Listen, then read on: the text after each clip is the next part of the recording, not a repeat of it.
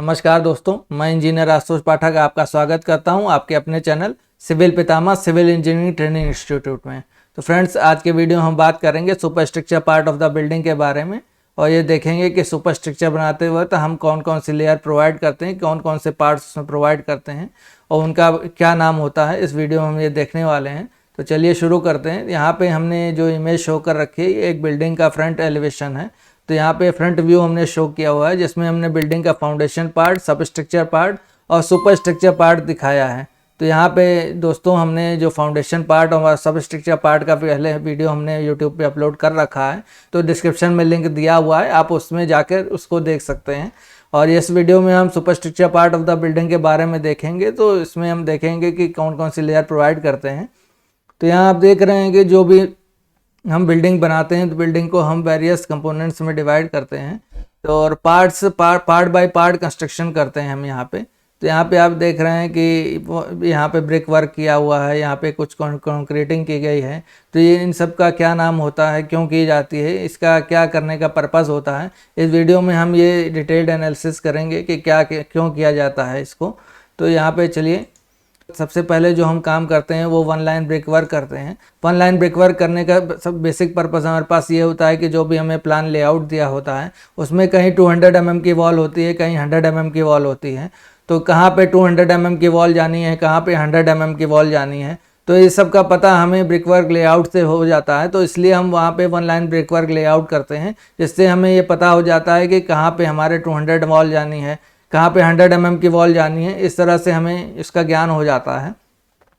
तो one line brick work करने के बाद हम यहाँ पे 50 mm का डीपीसी प्रोवाइड करते हैं। तो डीपीसी प्रोवाइड करने का बेसिक पर्पज़ हमारे पास ये होता है कि जो हमारी ब्रिक्स मॉइस्चर को एब्जॉर्ब कर लेती है वो कैपिलरी राइज के थ्रू एक ब्रिक से दूसरी ब्रिक में ट्रांसफ़र हो जाता है।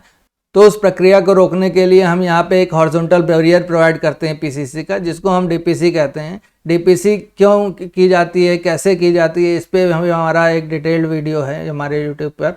तो यहाँ आई बटन पे आप क्लिक करके उसको देख सकते हैं। तो डीपीसी करने के बाद हम यहाँ पे ब्रिक वर्क प्रोवाइड करते हैं up to sill band bottom. तो दोस्तों, विंडो फ्रेम के नीचे हम एक सिल बैंड देते हैं, सिल बैंड के नीचे तक हम यहाँ पे ब्रिक वर्क प्रोवाइड करते हैं। ब्रिक वर्क प्रोवाइड करने का बेसिक पर्पस एक पार्टीशन भी बनाना होता है और दूसरा सिल बैंड जहाँ पे रेस्ट करेगा उसके लिए एक बेस भी हम कंस्ट्रक्ट करते हैं। तो सिल बैंड की हाइट को अचीव करने के लिए यहाँ पे हम ब्रिक वर्क प्रोवाइड करते हैं। जो ब्रिक वर्क प्रोवाइड किया है उसके ऊपर यहाँ पे हम सिल बैंड कंक्रीट प्रोवाइड करते हैं। बेसिक जो सिल बैंड होता है वो पीसीसी और आरसीसी दोनों का हम बना सकते हैं। पीसीसी में कोई रिइंफोर्समेंट का प्रयोग नहीं होता है, जबकि आरसीसी में रिइंफोर्समेंट का प्रयोग होता है, यह सब लोग जानते हैं। तो हम किसी का भी यहाँ पे आरसीसी या पीसीसी कोई भी हम प्रोवाइड कर सकते हैं। तो सिल बैंड भी प्रोवाइड करने का बेसिक पर्पज़ ये है, जो भी हम विंडो फ्रेम यहाँ पे रेस्ट करने वाली है हमारे सिल बैंड पे, तो जो विंडो फ्रेम से आने वाला लोड है वो हमारा सिल बैंड इसी कैरी कर ले और हमारे ब्रिक में कोई भी क्रैक्स डेवलप ना हो। अगर हम सिल बैंड को नहीं प्रोवाइड करते हैं तो जो हमारे पास विंडो फ्रेम का लोड है वो डायरेक्टली ब्रिक पे लाई करेगा और एक पॉइंट लोड की तरह एक्ट करेगा। तो पॉइंट लोड की तरह एक्ट करने के कारण जो हमारे विंडो फ्रेम के कॉर्नर्स हैं, कॉर्नर्स पे हमारे क्रैक डेवलप हो जाते हैं। तो अगर सिल बैंड नहीं देते हैं तो हमारे पास विंडो फ्रेम के कॉर्नर पर क्रैक डेवलप हो जाएंगे। विंडो फ्रेम के नीचे एक पीसीसी और सीसी का बेस प्रोवाइड करते हैं, जिसको हम सिल बैंड कहते हैं। तो विंडो फ्रेम के नीचे हम सिल बैंड कंक्रीट प्रोवाइड करते हैं जिसकी थिकनेस 100 mm की होती है।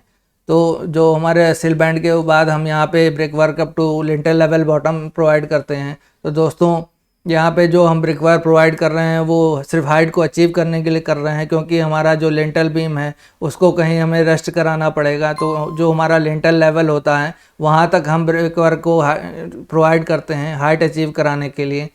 जो ब्रिक वर्क हमने प्रोवाइड किया है उसके ऊपर हम यहाँ पे लिंटल बीम कंक्रीट की प्लेसिंग करते हैं। लिंटल बीम कंक्रीट बेसिकली एक आरसीसी बीम होती है जिसको हम लिंटल बीम कहते हैं, क्योंकि जो हमारा प्लेसिंग होता है वो लिंटल लेवल पे होता है, इस कारण से लिंटल बीम कंक्रीट कहते हैं, जिसकी थिकनेस जनरली 200 mm के करीब होती है।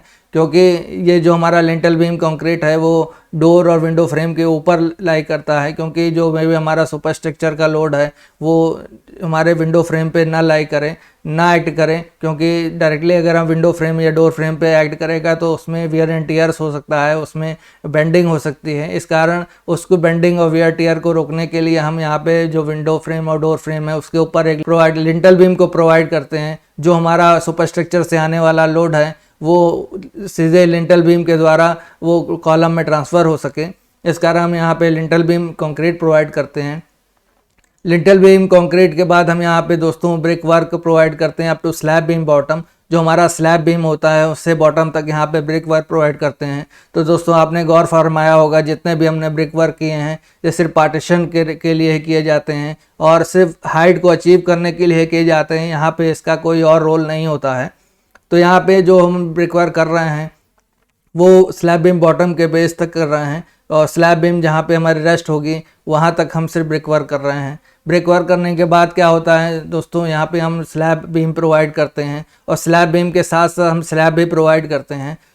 तो दोस्तों जब भी हम स्लैब बीम और स्लैब कास्ट करते हैं तो दोनों की जो फॉर्म वर्क है दोनों एक साथ फॉर्म वर्क बना लिया जाता है और जो कंक्रीटिंग होती है स्लैब बीम और स्लैब की कास्टिंग दोनों एक साथ होती है, क्योंकि स्लैब और स्लैब बीम का जो कंस्ट्रक्शन होता है वो मोनोलिथिक कंस्ट्रक्शन होता है।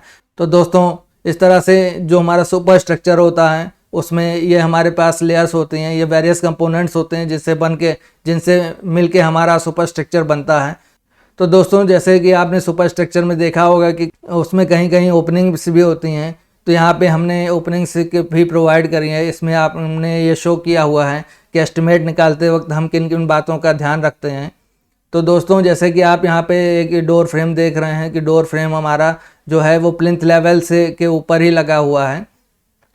तो जब भी हम वन लाइन ब्रिक वर्क का एस्टिमेट निकालते हैं तो वन लाइन ब्रिक वर्क का एस्टिमेट निकालते वक्त हम यहाँ पे जो जहाँ पे जितनी लेंथ में हमारा डोर फ्रेम है, जितनी विड्थ में डोर फ्रेम है वो उतना पोर्शन हम यहाँ पे डिडक्ट कर देते हैं एस्टिमेट निकालते वक्त। वही काम हम डीपीसी में भी करेंगे, brick work up to sill band bottom में भी करेंगे, सिल बैंड में भी करेंगे और brick work up to lintel level bottom में भी डोर का डिडक्शन करेंगे। दोस्तों जितने पोर्शन में हमारा डोर आ रहा है उतने पोर्शन में हम डोर का डिडक्शन करेंगे। लेकिन आप यहाँ पे गौर फरमाइएगा दोस्तों कि यहाँ पे जो brick work up to lintel level bottom यहाँ पे प्रोवाइड किया गया उसमें एक हमारे पास विंडो फ्रेम भी है, विंडो है, तो उस ब्रिक वर्क में हमारा डोर का डिडक्शन भी होगा और साथ ही साथ यहाँ पे विंडो फ्रेम का भी डिडक्शन होगा। और हमने यहाँ पे एक वेंटिलेटर भी प्रोवाइड किया है। तो जो वेंटिलेशन हम प्रोवाइड करते हैं जनरल लिंटर लेवल के ऊपर प्रोवाइड करते हैं, तो यहाँ पे जो ब्रिक वर्क प्रोवाइड कर रहे हैं वहाँ उसमें वेंटिलेशन का भी डिडक्शन होगा।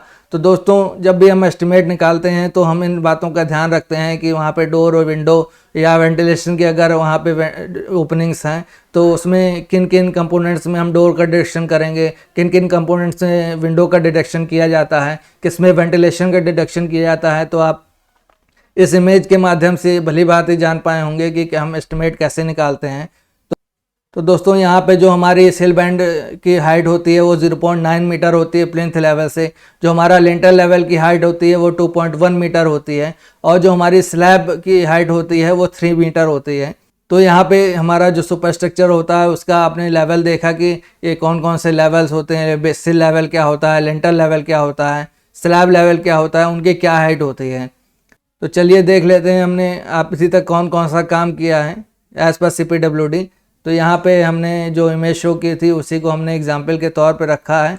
तो सबसे पहले जो सुपर स्ट्रक्चर में हम बनाते हैं वो वन लाइन ब्रिक वर्क करते हैं। वन लाइन ब्रिक वर्क का बेसिक पर्पस जो लेआउट ब्रिक वर्क लेआउट करते हैं उसमें देखते हैं कि 100 mm की वॉल कहाँ है, 200 mm की वॉल कहाँ है। उसके बाद हम 50 mm का DPC कोर्स प्रोवाइड करते हैं। DPC के बाद हम brick work up to sill band bottom यहाँ पे प्रोवाइड करते हैं। ब्रिक वर्क के बाद हम यहाँ पे 100 mm का सिल बैंड प्रोवाइड करते हैं।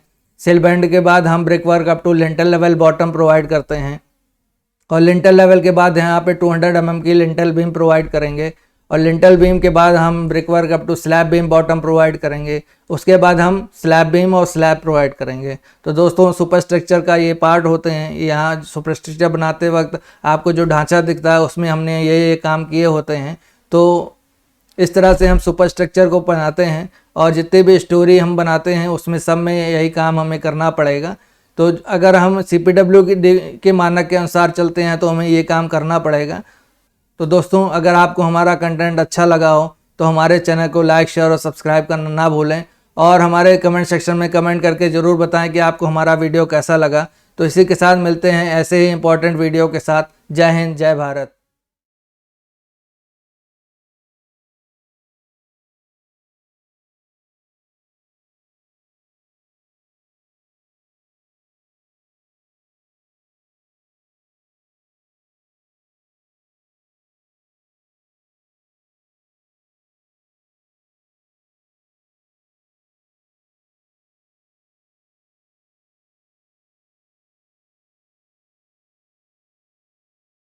भारत।